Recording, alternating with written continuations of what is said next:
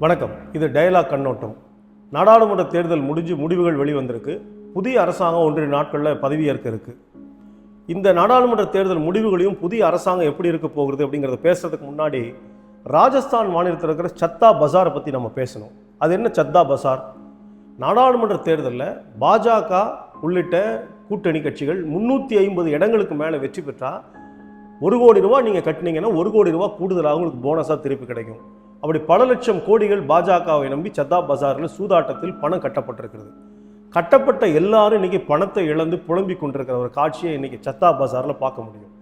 எப்படி எக்ஸிட் போலில் பாஜக தான் ஜெயிக்க போகுது அப்படின்னு எல்லா ஊடகங்களும் ஒரு ஜெராக்ஸ் காப்பி எடுத்து விட்ட மாதிரி ஒரே டோனில் எக்ஸிட் போல பாஜகவை தூக்கி பிடிச்சாங்களோ, கிட்டத்தட்ட சிமிலராக அதே மாதிரி ராஜஸ்தான் சத்தா பஜாரில் ஒரு மிகப்பெரிய சூதாட்டம் நடந்திருக்குது அப்படிங்கிறதையும் இணைத்து நாடாளுமன்ற தேர்தலை நம்ம பரிசீலிக்க வேண்டியிருக்கு.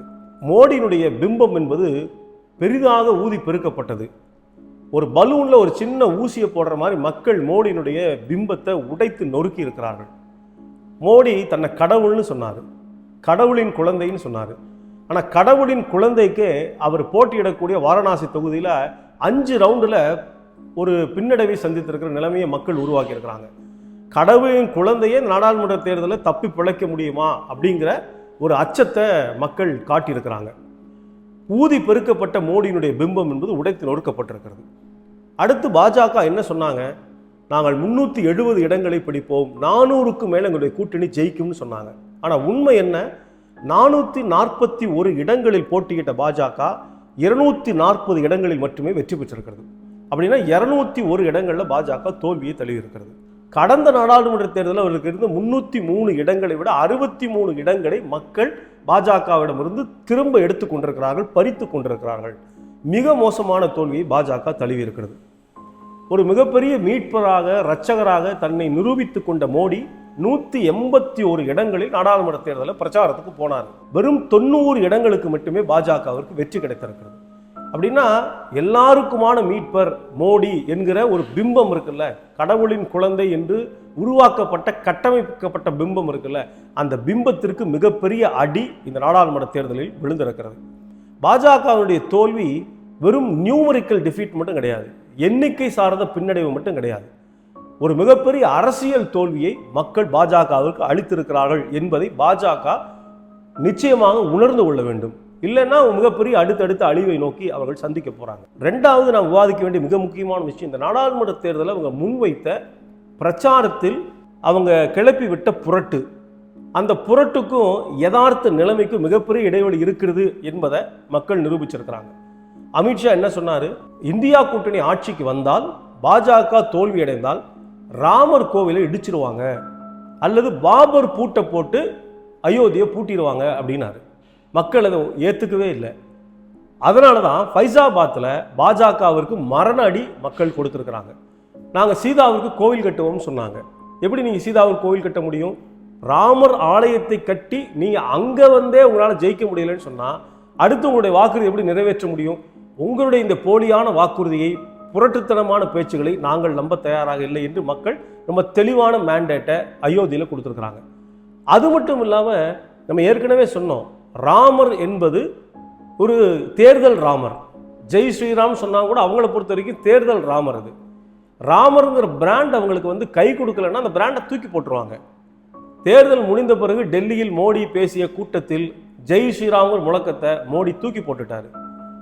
ஜெய் ஜெகநாத்ங்கிற முழக்கத்தை வச்சிருக்கிறாரு. ஒரிசாவில் பாஜக பெரிய அளவுக்கு வெற்றி பெற்றிருக்கிறது. உத்தரப்பிரதேசில் பாஜக பெரிய அளவுக்கு தோல்வி அடைந்திருக்கிறது. ராமருங்கிற கடவுளை தூக்கி போட்டு ஜெகநாதர் கடவுளை அவங்க கொண்டாடுறாங்கன்னு சொன்னால் இதுதான் அவங்களுக்கு இருக்கிற கடவுள் பக்தி. மிகப்பெரிய மதவெறியை கிளப்பி விட்டாங்க. யோகியினுடைய யூபியில் எந்த அளவுக்கு மதவெறி பிரச்சாரத்தை முன்னெடுத்தாங்களோ அந்த அளவுக்கு மரண அடி பாஜகவுக்கு கிடைத்திருக்கிறது. கிட்டத்தட்ட 50 இடங்களுக்கு மேலே பாஜக யூபியில் இழந்திருக்கிறது. இடஒதுக்கீடு ரத்து பண்ணுவோம்னு சொன்னாங்க. பாஜக ஆட்சிக்கு வரலைன்னா இடஒதுக்கீடு ஓபிசி கிடைக்காது, எஸ்சி கிடைக்காது, எஸ்டி கிடைக்காதுன்னு சொன்னாங்க. மக்கள் அதையும் அடியோடு நிராகரித்திருக்கிறார்கள். பாஜக போட்டியிட்ட 83 இடங்களில் எஸ்சி எஸ்டி தொகுதிகளில் மிகப்பெரிய அளவுக்கு பாஜக தோல்வியை தழுவி இருக்கிறது. அப்போ நீங்கள் கோவிலை சொல்லியும் ஓட்டு வாங்க முடியல, அதே போல் அந்த மதவெறி பிரச்சாரமும் உங்களுக்கு கை கொடுக்கல, இடஒதுக்கீடு அரசியலும் உங்களுக்கு கை விட்டுருச்சு.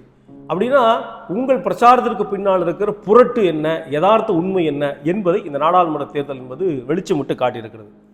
மூணாவது, புதிய அரசு அமைய இருக்கிறது. என்டிஏ தன்னுடைய தலைவராக மோடியை தேர்வு செய்திருக்கிறது. முதல் கூட்டத்தில் பேசுகிற மோடி என்ன சொல்லியிருக்காரு? பெரிய முடிவுகளை எல்லாம் எடுக்க வேண்டியிருக்கும் அப்படின்னு சொல்றாரு. உண்மைதான். என்ன பெரிய முடிவுகள் எடுக்க போறீங்க? உங்க ஆட்சியை பாதுகாக்க முடியுமா என்கிற நம்பிக்கை வாக்கெடுப்பை நீங்க வெற்றி பெறுவது என்பது முதல் முடிவு.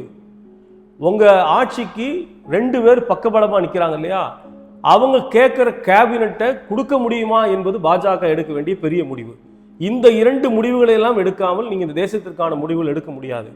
இந்த நாடாளுமன்ற தேர்தலே இவங்க எப்படி ஆரம்பிச்சாங்க? மோடிக்கா கேரண்டி அப்படின்னு ஆரம்பிச்சாங்க. ஆனா யதார்த்தம் எங்க வந்து நிக்குது?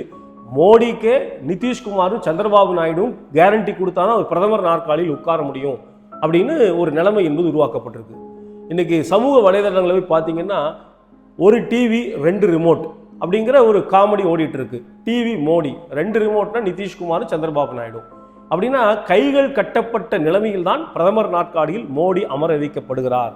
சுருக்கமா பாஜக ஒன்றை புரிஞ்சுக்கணும். சிங்கிள் லார்ஜஸ்ட் பார்ட்டியா வருவதற்கான தகுதி இல்லை என்பதை மக்கள் முடிவெடுத்திருக்கிறார்கள். அப்ப நீங்க தனித்து ஆட்சி அமைக்க முடியாது. கூட்டணி கட்சிகளுடைய ஆதரவு இல்லாமல் உங்களுடைய அரசு நடக்க முடியாது. அப்ப நீங்கள் விரும்புகிற மதவெறி நிகழ்ச்சிகளை மட்டும் உங்களால் அமலாக்க முடியாது. மக்களுக்கு என்ன தேவையோ, மக்களுடைய குரல் எதுவோ அதற்கு காது கொடுக்கிற, அதை நிறைவேற்றுகிற ஒரு இடத்திற்கு உங்களை மக்கள் தள்ளிவிட்டிருக்கிறார்கள். அதை புரிந்து கொண்டு ஒரு மக்களுக்கான ஆட்சியாக பாஜக நடத்தலைன்னு சொன்னா கூட்டணி கட்சிகள் கட்டாயமாக வெளியே வந்துருவாங்க. நாடாளுமன்றத்தில் மிக அதிகமான எண்ணிக்கையில் இப்போ உள்ள போயிருக்கிற எதிர்கட்சிகள் வலுவான போராட்டத்தை நாடாளுமன்றத்திலும் மக்கள் மன்றத்திலும் நிறைவேற்றுவாங்க. இதையெல்லாம் புரிந்து கொண்டு பாஜக தன்னை திருத்தி கொள்ள வேண்டும். இல்லை என்றால் 5 வருஷம் கிடையாது, ஓராண்டு கூட பாஜகவுடைய ஆட்சி நீடிக்காது என்பதுதான் இந்த நாடாளுமன்ற தேர்தல் முடிவுகள் உணர்த்துகிற உண்மை. அதை பாஜக புரிந்து கொள்ள வேண்டும். மீண்டும் ஒரு கண்ணோட்டம் நிகழ்ச்சியில் சந்திப்போம். நன்றி.